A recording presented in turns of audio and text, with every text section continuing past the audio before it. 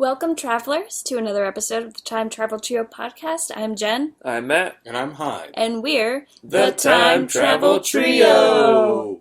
Today is a very special episode because we are finally doing TV. Yes. Yay! What? Now, we still have plenty of movies to do, but we want to get into some TV shows because we keep talking about TV shows and this and that and TV shows, so we just want to start doing them just because there's so much to talk about. Mm-hmm. Right, television killed the movie star. I tried. Thank you. It didn't work. I appreciate it. It's okay. So I figured the best thing to do is just to start with the time travel TV show. We're going to start off with Doctor Who. That'll be me because I am the big Doctor Who fan among the three of us. So we're just going to get right into it. Woo! We're going to be covering the new current Doctor Who. We're not really going to be talking a ton about classic Who. I haven't watched classic Doctor Who. Sorry, I'm sure people will get mad at me, but I can feel them typing on their keyboards now. But we're really more just going to talk about kind of the ideas of Doctor Who as a whole, and we're going to look at a couple specific episodes as well. So, the show, if you're not aware, is the adventures of a time-traveling alien adventurer and his companions.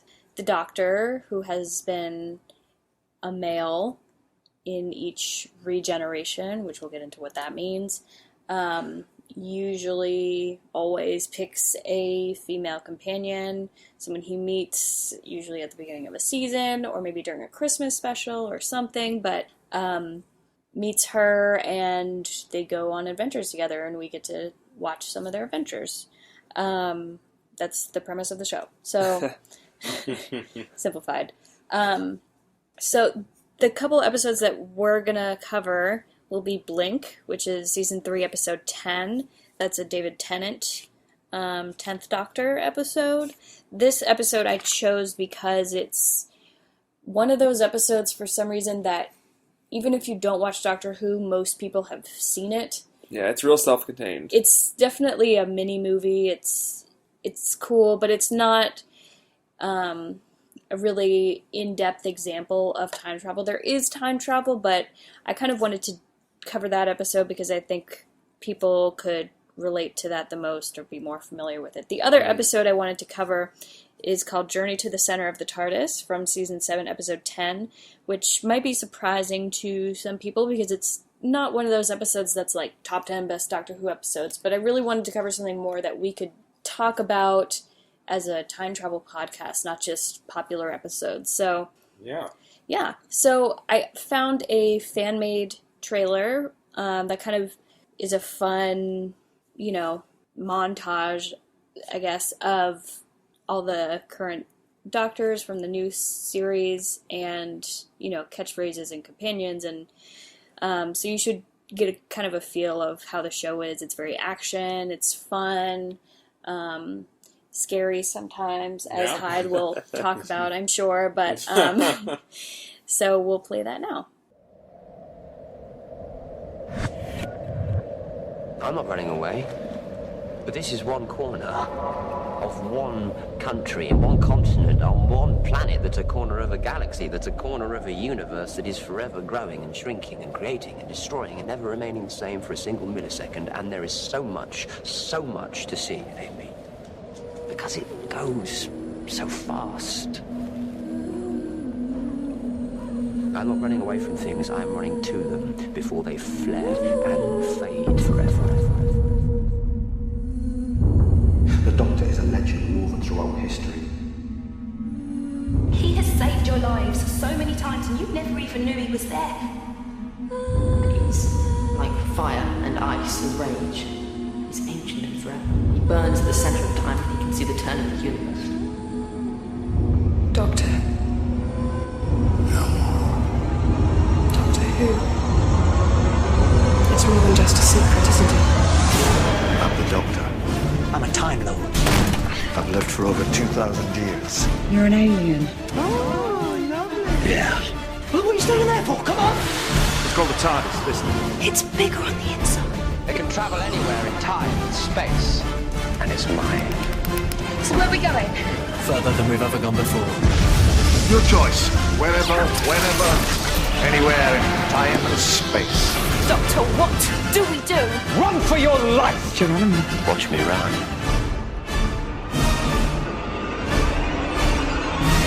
Being with you, I can't tell what's right and what's wrong anymore. It's better that way.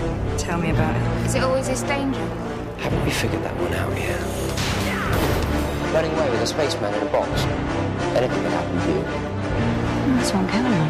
Fantastic. Annalsing, shut up! There's one thing you never put in a trap if you're smart, if you value your continued existence, if you have any plans about seeing tomorrow, there's one thing you never ever put in a trap.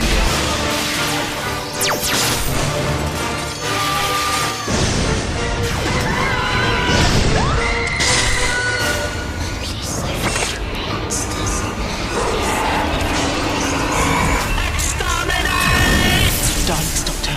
They always survive when I lose everything. I've seen them before. What are they? Cybermen. That thing downstairs is gonna kill every last one of us! My name is the Master. Don't blink. Blink and you're dead. Listen. You are monsters! That is the role you seem determined to play, so it seems that I must play mine. The man that stops the monsters. He saves planets, rescues civilizations, defeats terrible creatures. Then you clever boy. This is not a decision you will ever be able to live with. Leave this planet or I'll stop. Well then, here we go again. You will die, and I will live. Just remember who's standing in your way. Because this is what I'm going to do. This plane is protected. I am the Doctor. And I'm gonna win!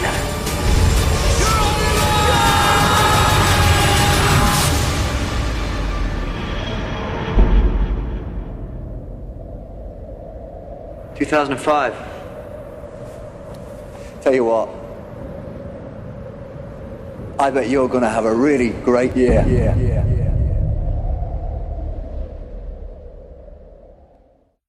So it's, very action-packed, very fun. You guys kind of get an idea of what the show is like. I know Matt has been watching more episodes with me past week or so.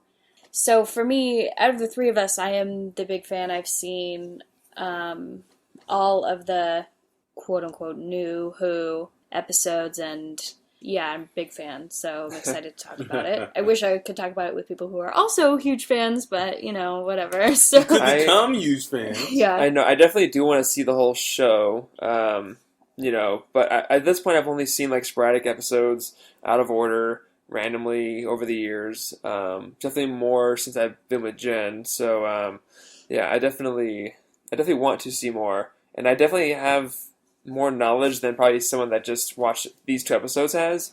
But, I definitely don't know everything, obviously. Mm-hmm. And I've pretty much only seen these two episodes. And I think maybe the episode of David Tennant where he's on Mars. And that's it. I've never seen any other Doctor Who. So I am a complete noob to the world of Doctor Who, of Whovian. We have a wide variety of Who, Who knowledge. Yeah, so I want to talk about my favorite Doctor and Companion, which are not the same together. My favorite Doctor is Matt Smith, who is 11. Seems to be a lot of people's favorite Doctor. Yeah, actually, we took a poll on Twitter, and David Tennant actually was the most popular, which doesn't surprise me. He kind of brought, I think, this show back into popularity, and so I think people just, how people say that Pierce Brosnan's their favorite James Bond. Right, because he made James Bond popular again. Yeah. Uh-huh. I feel like it's that sort of a feel. Personally, I felt more of an emotional connection to Matt Smith's Doctor. Cried like all the time in most of his episodes, and it was very intense, and that's when I was like, okay, I guess he's my favorite. So, but Peter Capaldi's also great. Christopher Eccleston is also great. So, you can't really go wrong. They all have different things that they bring to the Doctor, which is really cool. So if you're not familiar with the show, his character of the Doctor, and we don't know his real name, but he goes by the Doctor, he can regenerate a certain number of times. And so when he dies, he regenerates and he has a new face, which is how they keep the show going for as long as it's been on the air. So, so this new rebooted series started with the 9th regeneration, and we kind of kick off from there. He was only around for 1 season, and then it went to David Tennant, who was around for 2 or 3, 2.5 maybe. I think it was 3. He, like we were saying, he really brought it back into popular culture, and they kind of were able to, you can kind of tell if you watch, we watched the first episode, and the difference of even just like the special effects and the story compared to these episodes now that are like, it's a cultural phenomenon, and I think it's great. I love how long it's lasted and how much of a history it has. So, it's cool because they can do and have done anything, everything. It's it's one of the shows that it definitely does. I guess if you can call it anything, it'd be a drama, but there's so much more than that because they have like funny episodes and they have like action episodes and they have like really thoughtful episodes. So it really can just do anything, you know?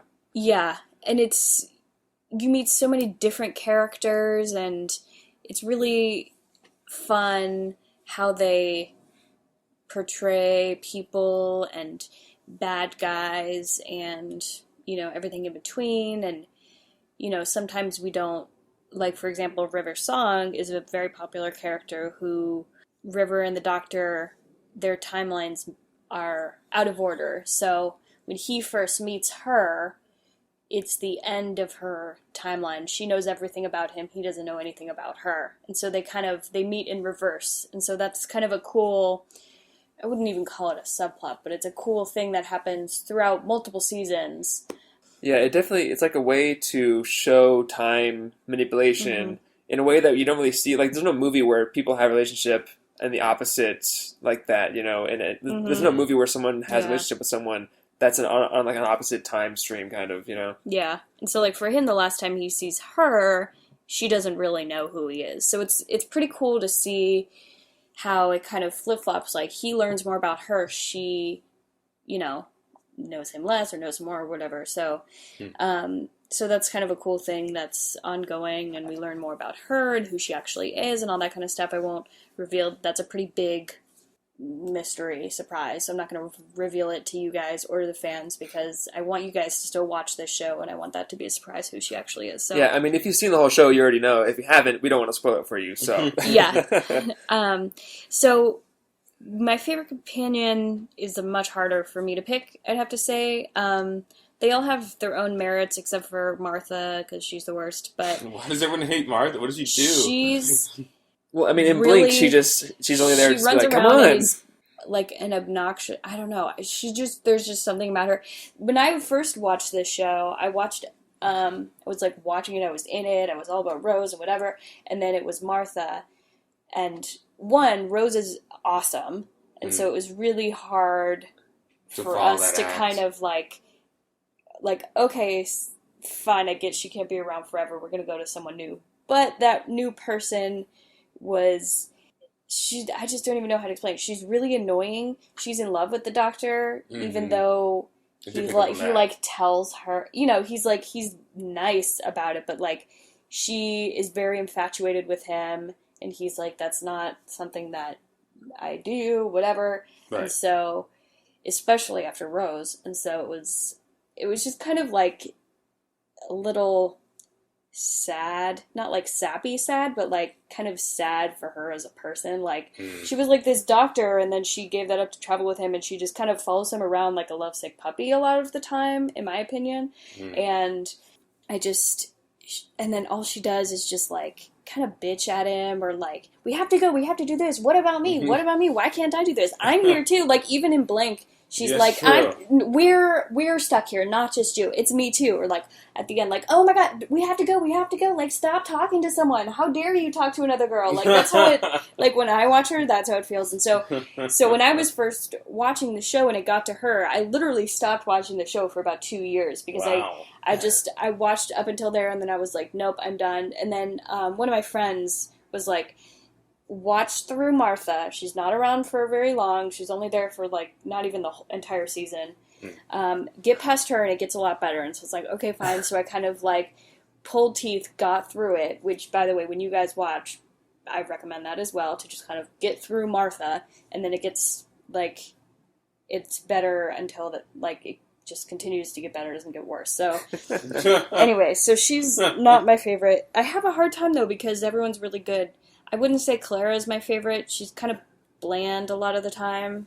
But I mean, like, Amy was there forever, too. Amy's great. Yeah. Karen Gillan, of course. Mm-hmm. He's doing good things now. Yeah. Amy's still. great. Rose is great. And Donna is great. They're all three of them are, like, tied for my favorite. I would say maybe Rose and Donna more than Amy. I like Amy, but sometimes Amy she has something sometimes. So it kind of, yeah. But I like her, too. So... yeah. Anyway, so let's start getting into the episodes that we looked at. So we'll start with Blink, which, if you've never seen this episode, the synopsis is Sally Sparrow receives a cryptic message from the Doctor about a mysterious new enemy species that is after the Tardis. So this episode is very different than most other episodes, which I think I mentioned at the top of the episode, but it doesn't play out how normal episodes do, where, like, the Doctor's with a companion and they land somewhere, or they're in the middle of something already, or they decide to go somewhere together, that kind of thing. This one, we don't see the Doctor much at all. Right.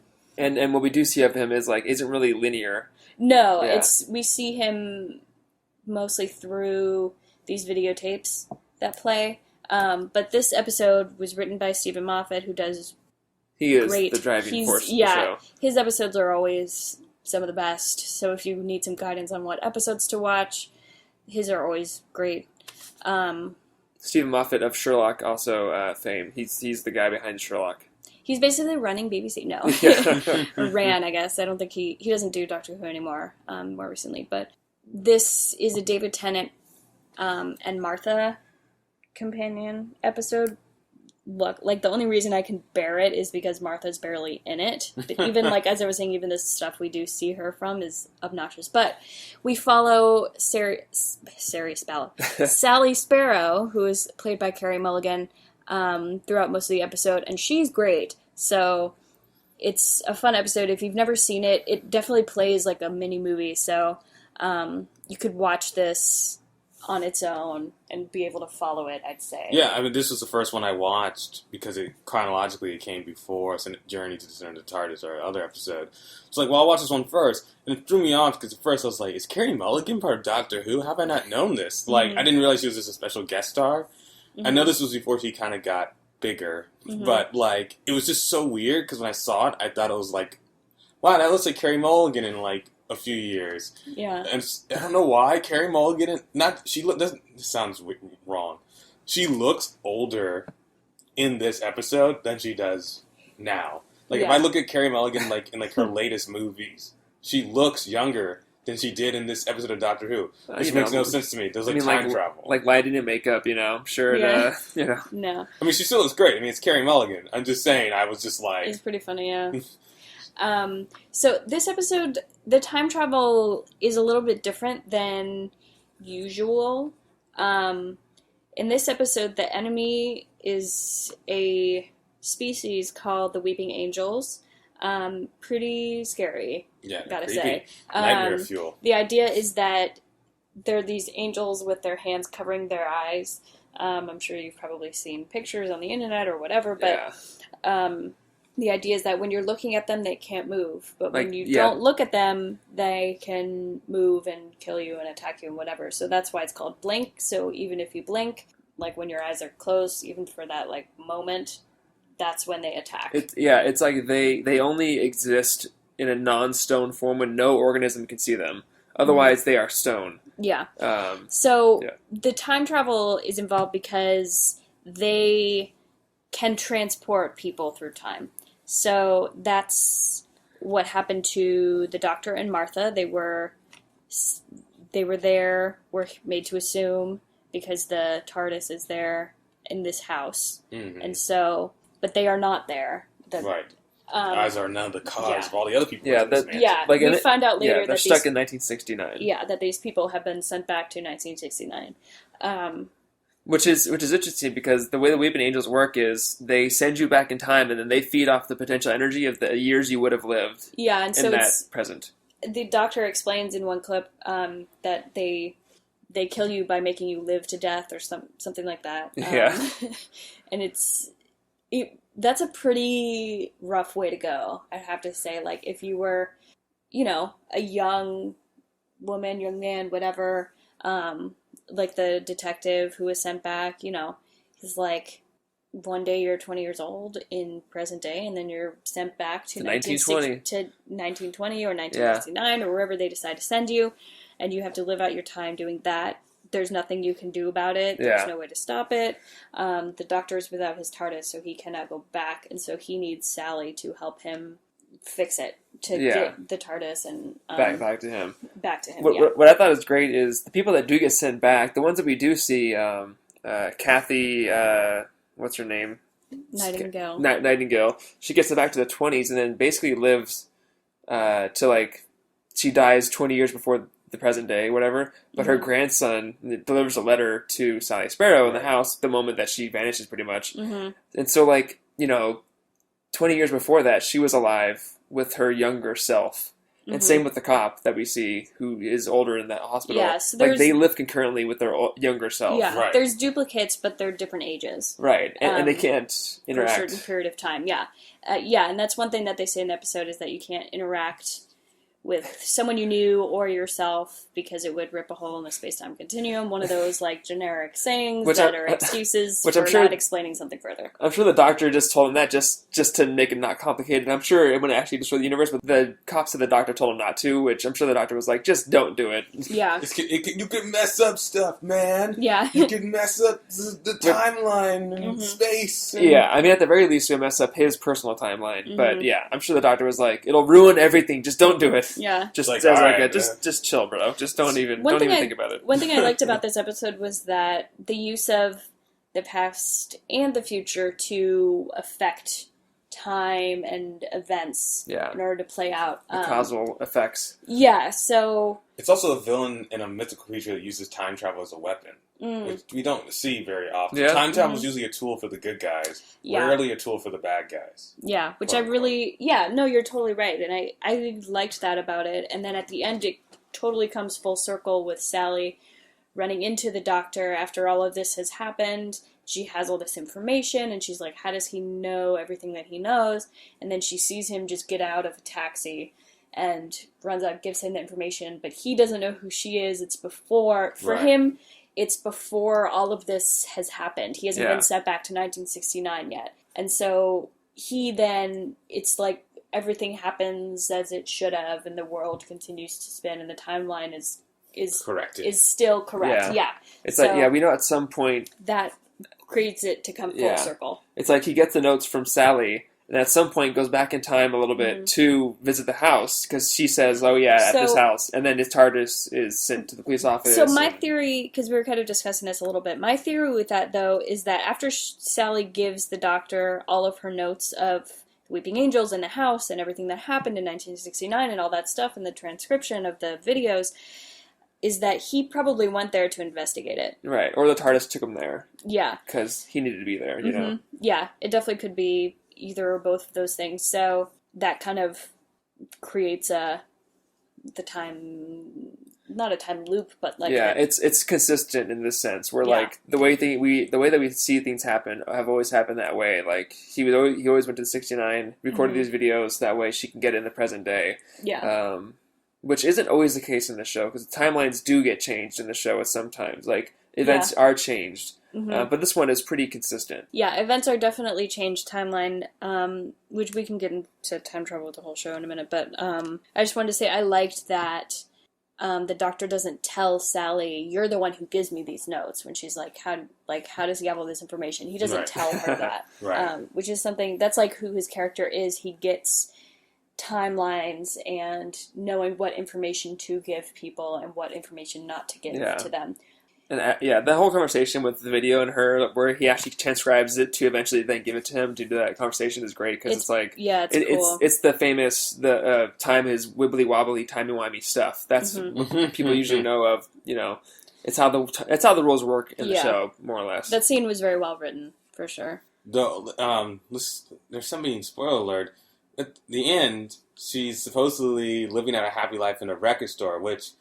Look, I don't know if in the UK record stores are more successful, but my verse that was like, man, she's got like 3 good years left in that business model. 2007 is her present day, so that'd be a real bust of the record store business. Yeah, for sure. So before we go back into Journey to the Center of the TARDIS, which is our other episode, let's kind of talk about time travel in general, how the show uses it. So for the most part, it's used by the TARDIS, which is the time machine of the show. It's the blue police box.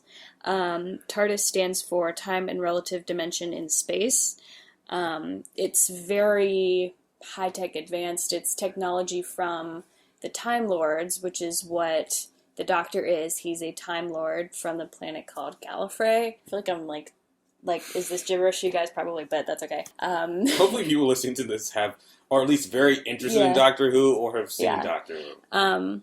But his planet and his people were wiped out, and he's the only one left. Anyway, Superman.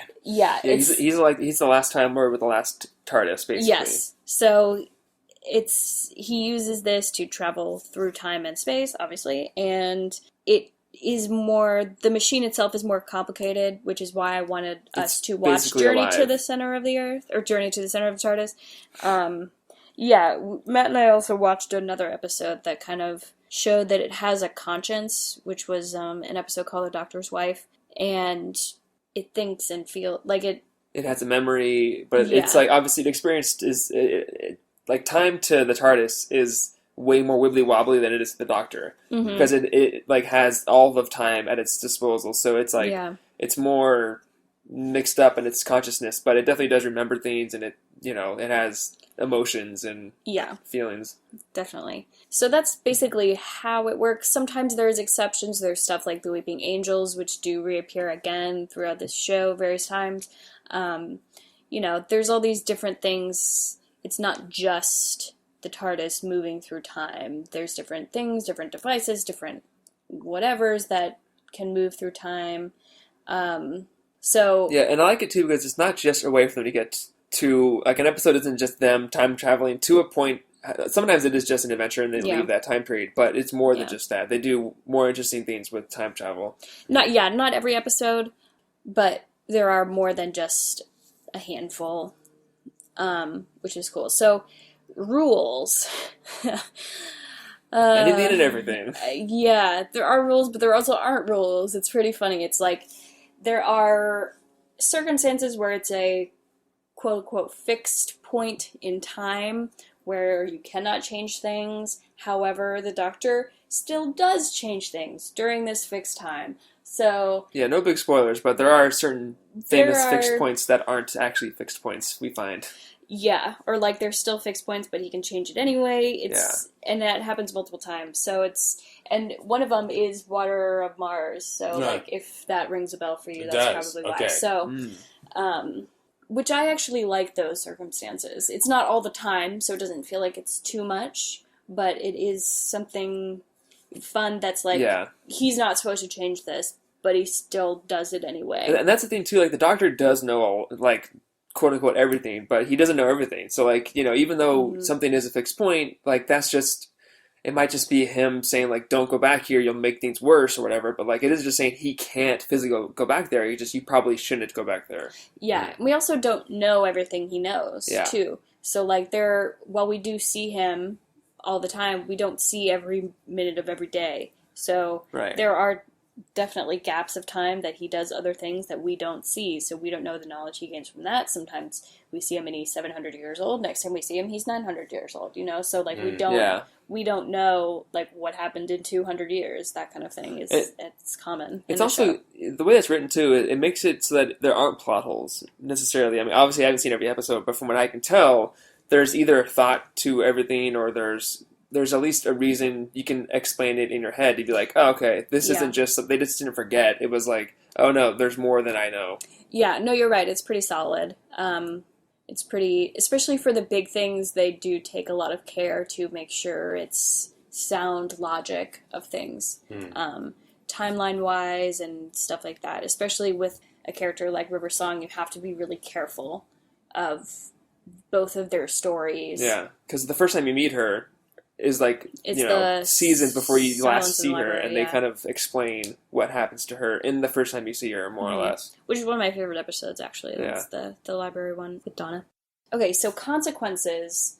There's definitely a lot of different types of consequences for this. Like every episode is probably centered on one potential consequence. Yeah, people could be stranded. Definitely. So, like, we'll look at these specific episodes. So, like, Blink, consequence is when they are sent back in time, there's nothing they can do about it. That's a consequence of time travel. They're just there. They have to live out their life. Sometimes they have to help out the doctor, like Billy Shipton did.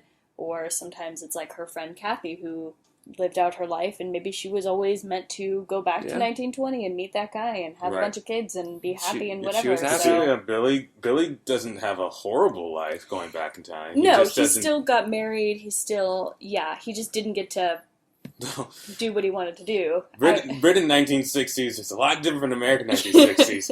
Let me tell you, man. Yeah. Look, Billy in the episode is black and Carey Mulligan's white, and I'm like, hey, look, in America, Billy, you could not do that. Yeah. This might be 2007. Yeah. 2007 America, you can barely do it. Yeah. You can't do it in 1969. By the way, one of my side notes on it before I forget, when Carey Mulligan and Michael Beria or Billy Shipton are flirting, and she accidentally makes her name his last name. I thought, it was like, does his name have a D in it? Because she wants it. And I was like, great episode-specific joke, Matt. Write it down. And I didn't. Okay. So I just wanted to make sure I didn't forget. I'm glad you told us anyway. Thank you. Thank you, everyone. I'm here until Thursday. One question I wanted to ask what you guys thought, I guess we could, in reference to Blink, does this change history, or did this always happen? I think it always happened, because these videos that were in the DVDs, those are always there. There's like an online community that was obsessed with them. They were always there. But they're always there because Billy was sent back. Yeah, that's what I mean. It was consistent. So, like in this sense, like this history, these events always happened. Right, and they never changed the fact that Billy doesn't get sent back. So yeah, which could be a side effect of the Weeping Angels, because sometimes when the Doctor goes back in time, things are changed. But the Weeping Angels, they just send someone back in time. They don't really mess with time much, other than send people somewhere. So maybe what they do is permanent, like in the context of a timeline. Their travel ability just sends it back, and that's kind of what always happened to them, I guess. Makes sense. Yeah. Okay. Cool. I like that theory. Yeah. Just looking through my notes. So, scientific accuracy with any of this. Well, I was thinking about this. You can explain a lot. They have a bunch of sci-fi rules with the Tardis and all this stuff, and it really is interesting to think about with the Tardis. But with the Weeping Angels, like by what mechanism do they use time travel? Like, we don't actually see them touch someone, or we don't see them actually send someone back. We just see someone blink, and then they're in the past. Mm-hmm. So I'm wondering what it would look like. Would they just vanish? Or would it be I don't know. Like an energy thing? So, I mean, obviously, scientifically speaking, you need a lot of energy to send someone back in time if you're using a wormhole, which I don't know what else the Weeping Angels would be using to send them back in time. I kind of imagined it like, I know this is a pretty obscure movie, so you may not have seen it, but I kind of imagine like how people disappear in a vanishing on 7th Street, which is basically like a little shadow goes over them, and then when the shadow disappears, they're gone. So basically they disappear kind of that way. So something like that sort of a thing.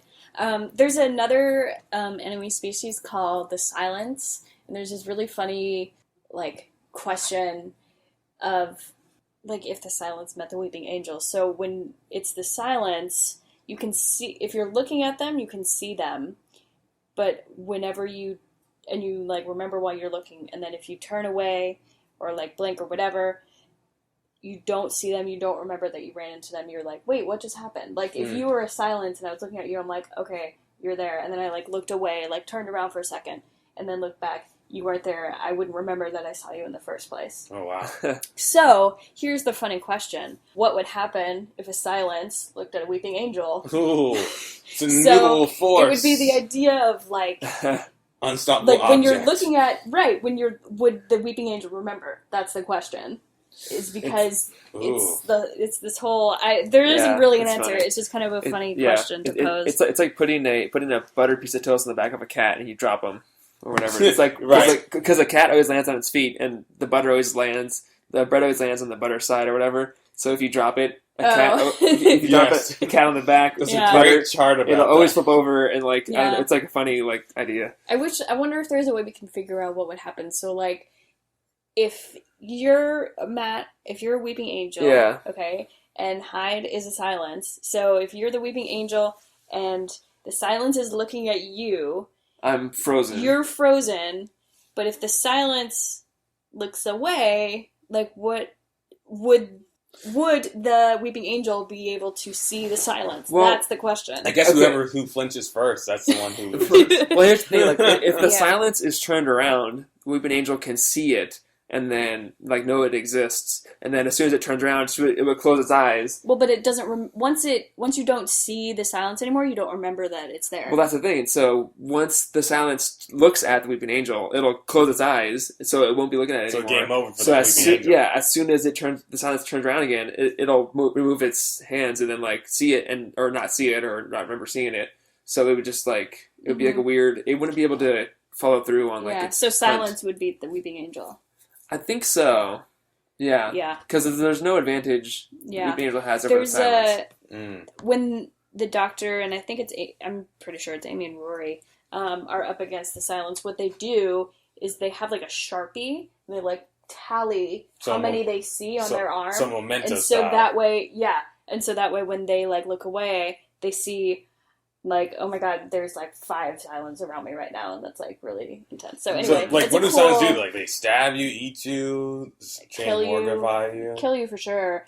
It's been a while since I've seen that, but like, yeah. What, like men in raincoats or like aliens or? They're like the Let's see if I can find them. They're like a skull with skin without any. Oh, yeah. I've seen those guys. They look like the call of the. They look like Chutlu. They look a lot. Cthulhu. Yeah, they also it's like look a gray, kind of like the from Buffy. The the silence. Which are also called the silence. The silence. Well, the episode's called the. I wonder if it's a reference. A little nod. Probably. Yeah, but these always remind me like Cthulhu-type creatures. So like this, there's a photo of Amy, and she has like a bunch of tallies on her face. That's like, it's a cool... Yeah, they're like a gray mixed with a skull, pretty much. A gray alien. Anyway, so that's not related to time travel at all. I just thought it was kind of funny. So, relevant use to the show as a whole. It is the show. It's a time travel show. Right. And in these episodes...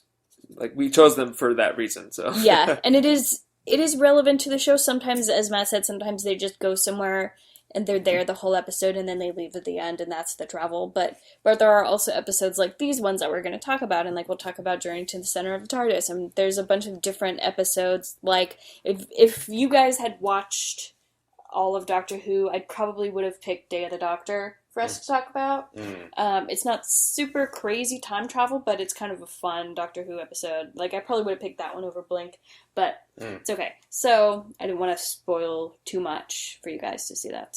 So let's look at Journey to the Center of the Tardis. In this episode, it's season 7, episode 11. So this is a Matt Smith and Clara episode. The Doctor and Clara find themselves aboard a space freighter that has taken the TARDIS on board as salvage. While the Doctor is ejected, Clara finds herself wandering through the vehicle. ...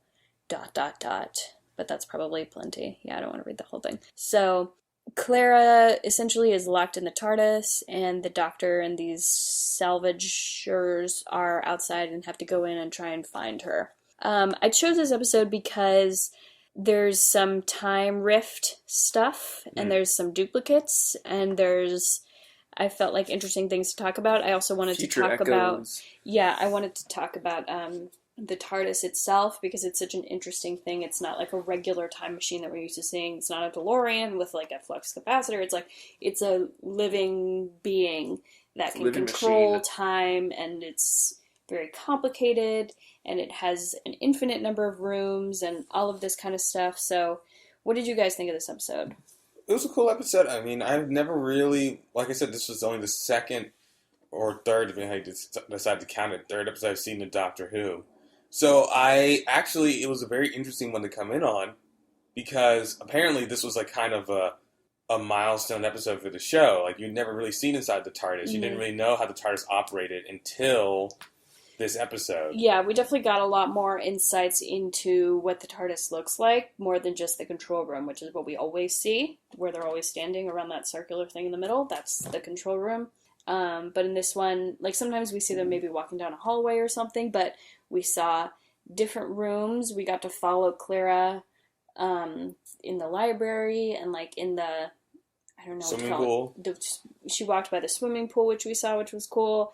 I would call it maybe like the tchotchke room, where there's like a bunch of old like things, and and there's like some nods to different episodes in there. Yeah, and then we also saw the tree, or that can generate any type of metal or machine. Yeah, it was like a intelligent metal or something they called it, that can create anything it wants to. Yeah, it was.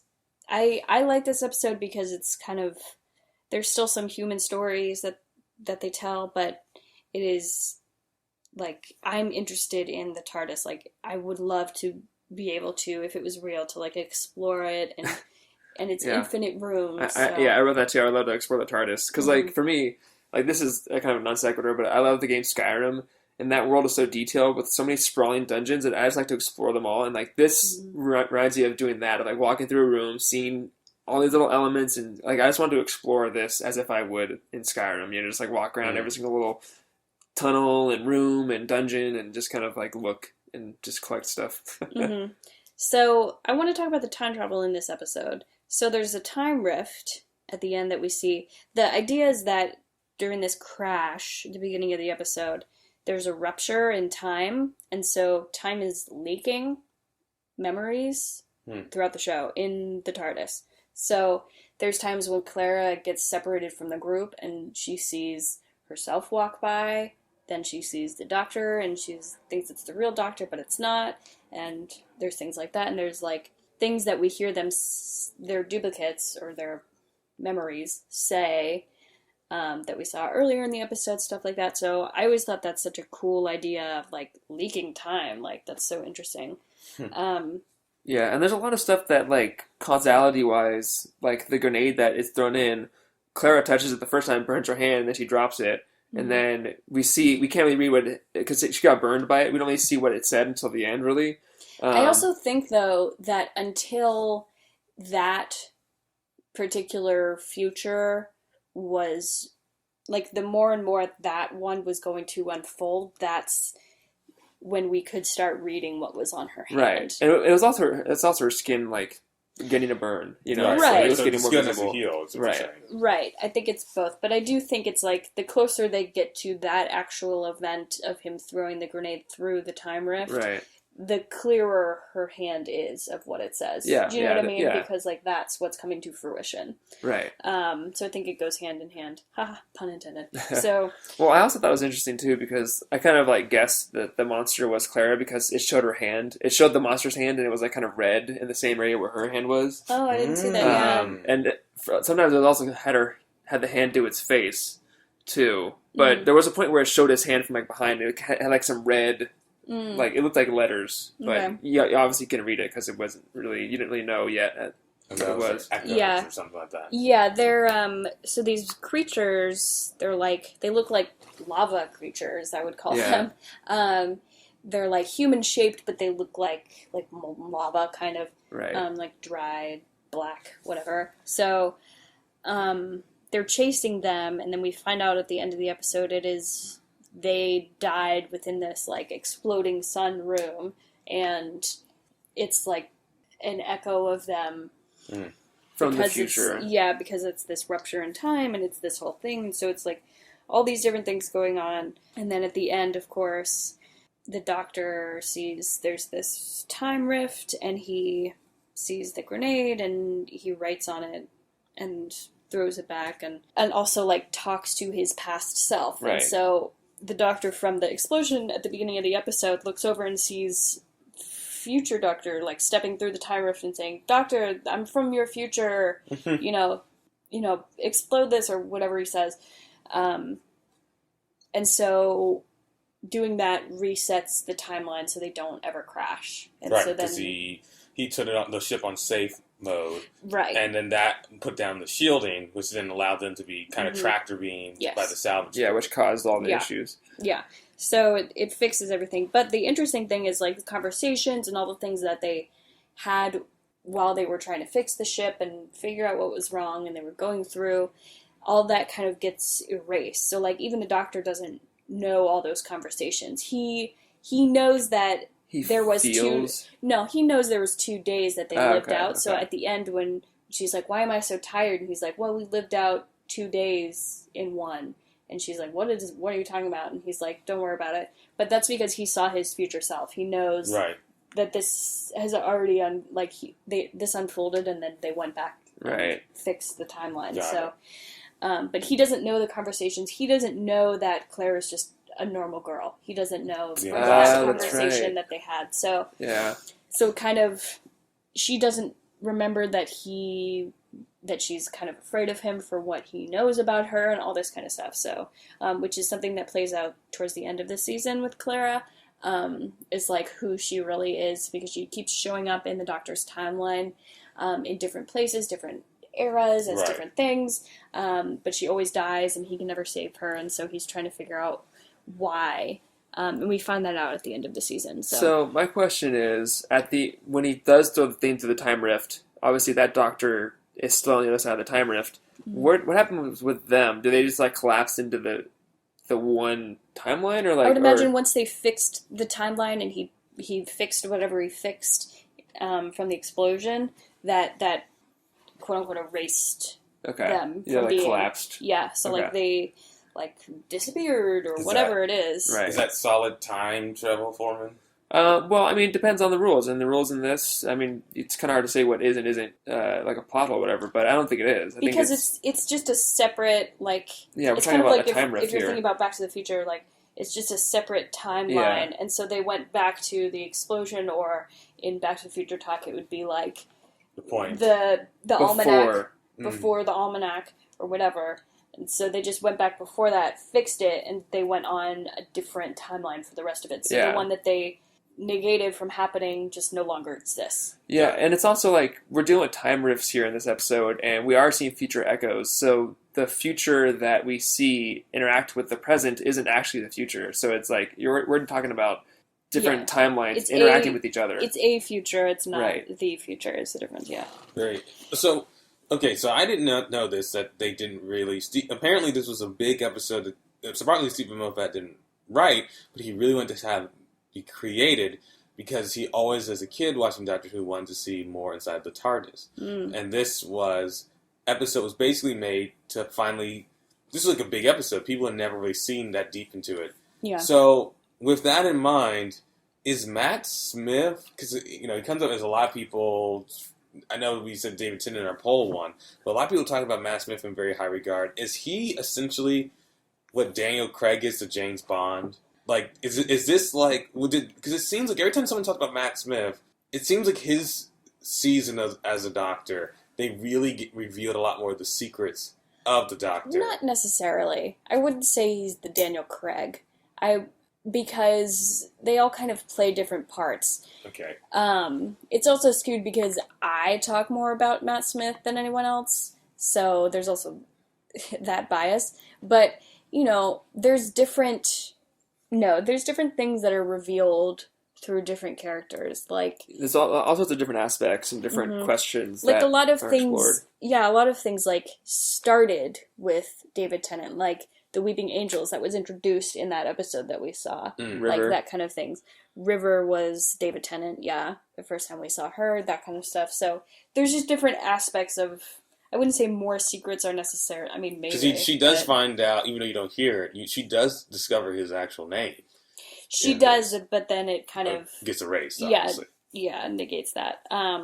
Yeah, I think this episode kind of, I feel like it's a thing that like, oh, you wanted this to happen. Okay, here you go, kind of. And then you like go to like take it from someone's hand and then they're like, nope, never mind, I'm taking it back. That's kind of how this show is. It's kind of like in the Flash TV series, like everyone's like, when is he going to finally kiss Iris West? And he does, and he goes back in time and negates what he's done. It's that kind of stuff of like giving you what you want and then taking it back before you can really have it. Like, time travel. Which is exactly like there's also the very famous scene of David Tennant's character and Rose on the beach, and that's like, I've seen the memes. It's very intense. It's like she's stuck in a parallel Earth, and she tells him that she loves him, and he's about to say it back, and then he disappears because he runs out of time, and it's this whole thing, and like the whole world like cried and whatever. So it's just stuff like that. I guess we all feel like Billy Shipton right now.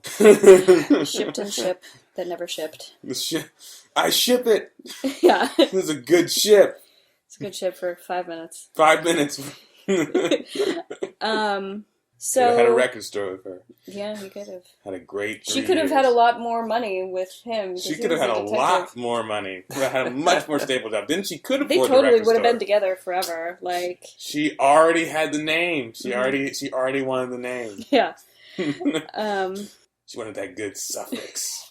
She sure did. The suffix, man. It's all about the suffix. I love that they kind of showed what drives the TARDIS is harnessing the power of a supernova, which is like it's stuck in like a stasis state, so it keeps like getting the energy. Cool. And I was like, oh yeah, that's the most powerful thing in the universe. That makes sense. Yeah, which is cool. So I do want to ask, would you guys want to experience this time travel? And who would you want to experience it with? Which Doctor? So I know you guys have only seen a little bit, but, you know, that trailer, Peter Capaldi is really great. He's fun. He has angry eyebrows. That's my brother. It's my brother's favorite. I don't think I've seen any Capaldi episodes. We'll watch them. But he's pretty funny. One of his first episodes, there's like a giant dinosaur, and he says, "Hey, you big sexy woman." It's nice. Hilarious.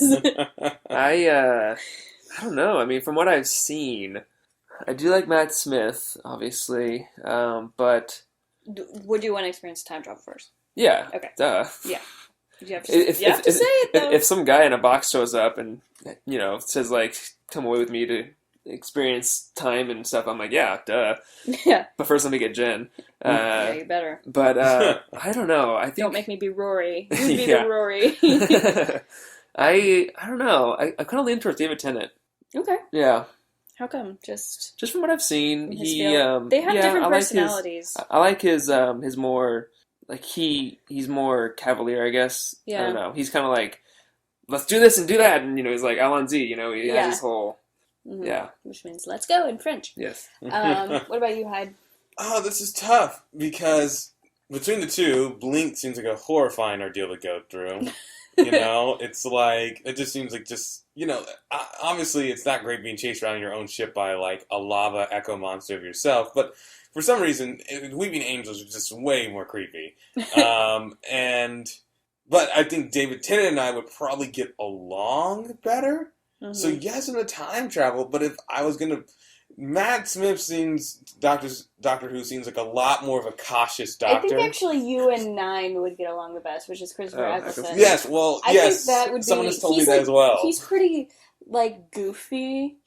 I would say he's, like, the most, like, well, whatever, if we die, who cares, kind of a thing. Not, like blasé about it, but he's a lot less stressed about things, I'd say. He's just like, he's more British. If we figure it out, we figure it out, and that's fine. Whereas, like, I feel like Matt Smith and David Tennant, and especially Peter Capaldi, are a little bit more intense about it, so... Right. You know, it's funny, everyone always tells me that they think I would like Eccleston's Who the most. And I'm like, okay, that's good, because a lot of people also... Because I know in the Tumblr Whovian community, a lot of people don't like Eccleston. They find him too boring. So He was only there for one season, and I liked what he did. His episodes aren't like episodes I really revisit that much, I'd say, but there are definitely some fun ones. That's also where we first get introduced to Jack Harkness, who is John Barrowman, of course, of Arrow fame, I guess, and fame from this, and Torchwood, which was a spinoff of Doctor Who. His character never dies. Like he doesn't ever die. So we get a lot of him in that first season too. So that's pretty fun. I could see you with that crew. Yeah, that's what a lot of people tell me. So now I gotta watch Eccleston. Well, that's good. So that'll get you started into the show. That's I know. First, I that's need to get season, started. yeah. I'm sad it's no longer on Netflix. That'll make it so much easier. It's on Amazon Prime though. If you have that, all those seasons are on there. I can get it. Yeah. So for me, obviously, yes, I would do this without even thinking twice, for sure. I would obviously travel with Matt Smith. He and I definitely have the most chemistry. Chemistry, sure. I would say though the most like complementary personalities. I think he's more emotional than David Tennant a little bit. David Tennant is also very hung up on Rose for a while. I love him and Donna because Donna's like Donna comes after Martha. Martha's the one I don't like. And Martha's all like, "Oh, doctor, I love you. Whatever. Like, just be there, Martha. You don't have to love someone. Like, chill out about it." And Donna's very much like, "I don't want to have sex with you." Like, the first thing, they have this conversation, and he's like, "I just want a mate." And it's, like, really loud, and so she thinks he's saying, "You want to mate?" And she's like, "I don't want to mate with you." And he's like, "No, a mate." Like, a friend. So, that's pretty funny. That's kind of her. She's very sassy. I would love to travel with them together, but I wouldn't. I would rather if it was just me and Matt Smith or me and David Tennant and Donna. That would be either of those. You're not going to bring Foreman? You're not going to be Matt along? No. Well, no. This is personal. This is personal Dr. Jen time. As I'm wearing my Doctor Who sweater. Yeah, exactly. I had no problems with this. I do want to say I'm very excited. This is actually, I didn't even think about this, but the new season 10 comes out in a few weeks. So in April. So that's very good timing. On point. Yeah, I didn't even think about that. Which would be Capaldi's last season, right? Pretty much, yes. Okay. All but confirmed, I guess. Yeah. It might have been for sure confirmed by now, but yeah, it's pretty much known he's going to be done. And he has a new companion. Her name is Bill. Very excited to see her. I think she looks cool. Is she and from different. the 80s? Because she has like kind of... I don't know. It's probably just different. I don't know. She has like neon colors and stuff. But it is known she's the first like openly gay companion, which is great. And she's like, it's just something with my character. It's not a thing. It's not a big deal. It's just she's comfortable with who she is, and it's not anything more than that. And everyone's like, cool. Kind of about time. Took you a long time, but okay, at least it's there now. That's kind of. But I'm excited for her. She seems pretty like. I've heard rumors pretty the funny. next Doctor might end up being a woman. Yeah, there's been rumors about that for a while. What's her name from Game of Thrones was regular throughout one of the seasons, and she was pretty cool and had some things. What's her name? Maisie. Maisie Williams. Yeah, she was cool in Doctor Who. She did a good job. So yeah, maybe we'll see a woman. That would be kind of fun. Yeah. Did you guys notice anything else non-time travel related or things you wanted to point out about the show or the episodes that we haven't touched on? No, I mean, I pretty much touched on my notes for each episode. Yeah. Yeah. Cool. So, other recommended episodes. I've heard my friend, and this is just him, he's very excited we're doing a Doctor Who episode, and he texted me to say that I need to start watching Doctor Who so I can eventually get to the episode Hell Bent. Yeah, that's a good one. And he said Hellbent and Heaven Sent, I think it's there's two. It's a 2 episode. It's a 2-part episode. Yeah. He said he literally got emotional. It's our good friend Sean. On our Twitter too, I had been asking people their favorite episodes and been retweeting them. So there's a lot of good ones on there. If you go to our Twitter page, Some of them, someone said Blink, so that's cool. Turn Left is a great episode. That's a Donna episode. It's kind of, that would have been a good one for us to watch too. It's like if you are in a car and you're like at a fork in the road and you turn right and we see that unfold, or if you turn left and we see that unfold, and how different those two paths are. It's very much like hit you over the head with that metaphor of like, what, you know, Right. different two different forks in the road. Human Nature, End of Time. These are really great ones. Someone said Water of Mars, which is the only other one that you've seen. Yeah, it's actually, the one you were talking about is, this 3-part, which is Face the Raven, Heaven Sent, Hellbent. Those are those are Clara episodes that all kind of go together. That's pretty cool. And I think Maisie Williams is in that one too. Victory of the Daleks. Like, really pretty much anything. One of my favorites is Vincent and the Doctor, or pretty much most Donna episodes are pretty great too. So there's really plenty. If you want more specific, like, hey, I like this Doctor, what are some of your favorites of this? Just send me a tweet, send us a tweet, and I'll let you know some of my tops. But also, if you want to just watch the show, which, I mean, I'll be doing that eventually, but, yeah.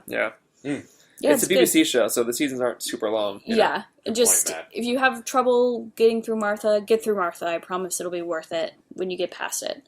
So, final reviews. Let's just review the show as a whole, considering the episodes we watched, and then we'll review time travel as a whole of the series, including the episodes we watched too. I think that's, instead of doing like 4 or 5 different ones. Right.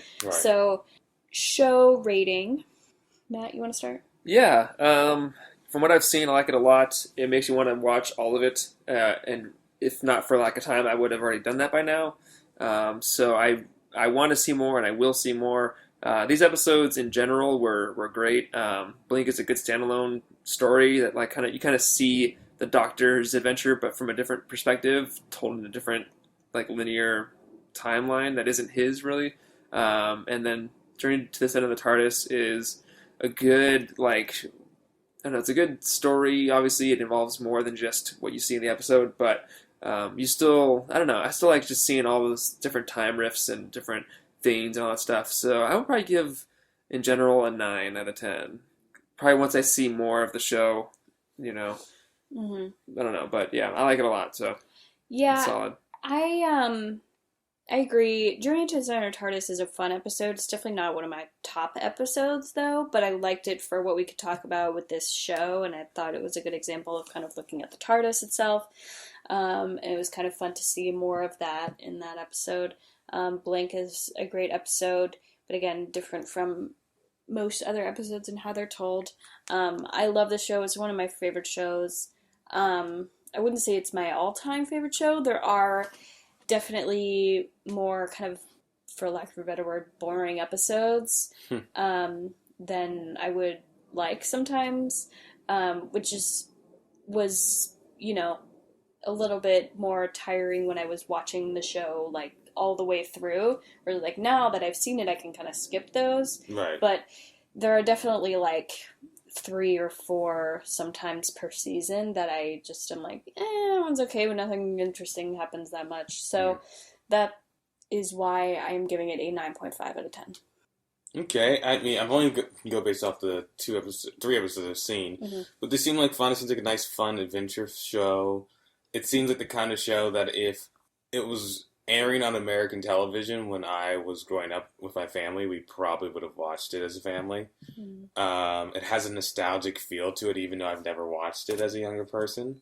But yeah, it seems like a cool show. You know, it's well done, really exciting stuff. So I'll give it like, just based on the episodes, I'll give it like an 8 out of 10. Seems like just like a fun show to watch. Yeah.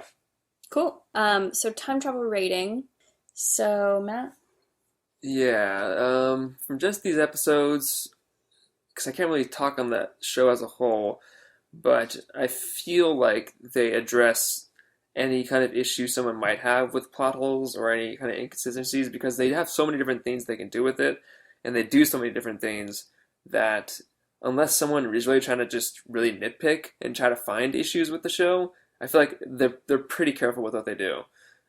If someone wants to be really pedantic or like just really like anal, I'm sure they can find like actually moments where they push their glasses up and say this happened, whatever. But I'm sure the show is smart enough to, like, at least in the episode, be aware of all that stuff. So I'll give it. I mean, it's good sci-fi, so I definitely can't go lower than an 8, obviously. And I want to know more about it. I want to see all of the stuff they do with it before I like really give it anything more. So I could probably give it an 8 out of 10. Okay. 8 out of 10 with potential for a higher rating later down the road. Which maybe we'll revisit Doctor Who after you guys have watched the whole show, and then we can kind of get into more specific stuff if you'd ever want to do that. For me, I have seen the whole show, and I do know all the different aspects of how they utilize time travel. There are circumstances when they do get kind of lazy with it, and I don't think it's always perfect, but they do really good job with it. So I'm also going to give it a 9.5 out of 10 for the time travel as well. Cool. For time travel, just based on what I saw, did some really cool stuff with time travel. Did stuff that like I haven't seen before, and pretty impressively on a more small scale budget. And I like that it's having fun with the time travel. Mm-hmm. It's very fun. Like it makes you think. It's not too overbearing with it. It's a time travel show, but it doesn't feel like a time travel show. If that doesn't make sense. And yet the time travel does not feel like a tacked on element of it. It just seems really like cool.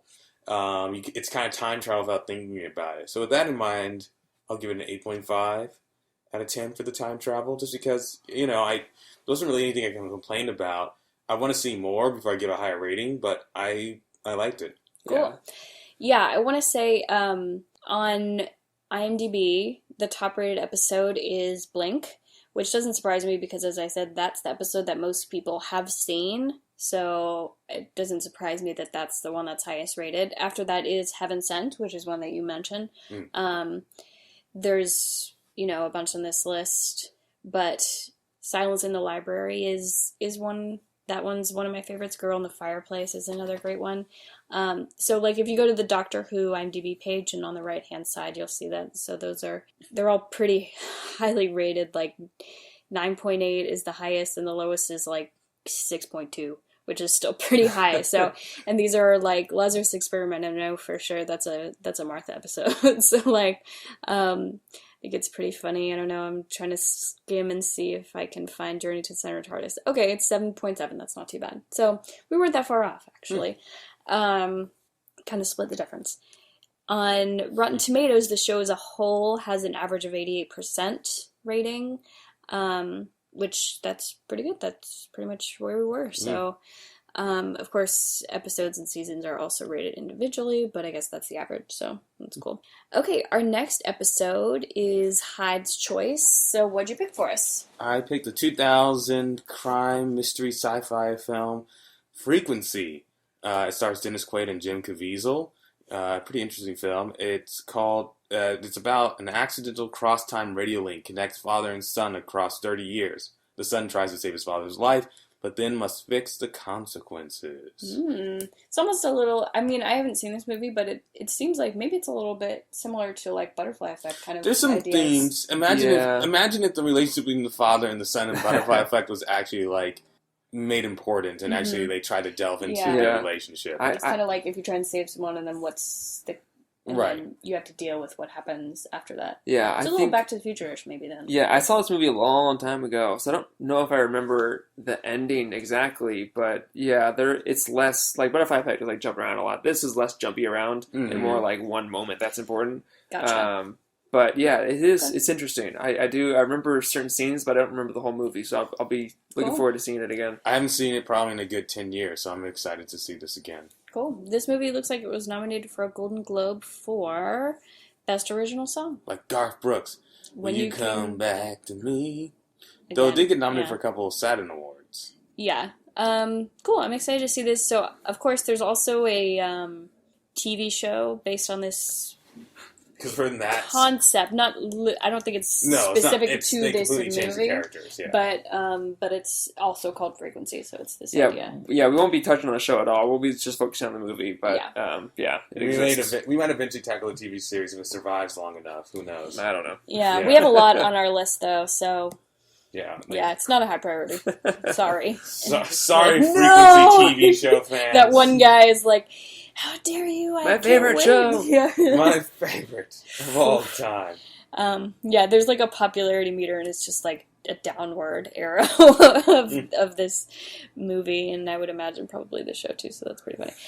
Okay, so social media, we are at Time Travel Trio on Twitter and Instagram, and we are the Time Travel Trio podcast on Facebook. We're also on iTunes, SoundCloud, and Stitcher, so please rate, subscribe, and follow us on all of those. Thank you to everyone who's been commenting to us on Twitter recently, sending us comments, and we got a lot of different Doctor Who episodes of people's favorites, so that was really cool. So keep those coming. A lot more shows coming up, too. Yeah. I mean, no spoilers, I guess, but we'll be doing Lost soon. I think that's our next show, so if you haven't seen Lost, if you want to start watching it, binge watching it, feel free, but that's weeks from now. So. The good news with Lost, though, is that we've all seen Lost, so that will probably be more of an interesting conversation than me just talking about a show I like. So, we'll be doing shows and movies. Probably more movies than shows, but we'll be dropping in a show every few weeks or so, in between. Yeah, so if there's shows that you are really excited and want us to cover, let us know, and we can maybe move those up on the list. So, yeah, personal social media, I am at Jen Marlis on Twitter and Instagram. I'm at Foreman in Space on those. And I'm at Robinson is Hyde. And with that, we are out of wibbly wobbly, timey wimey stuff.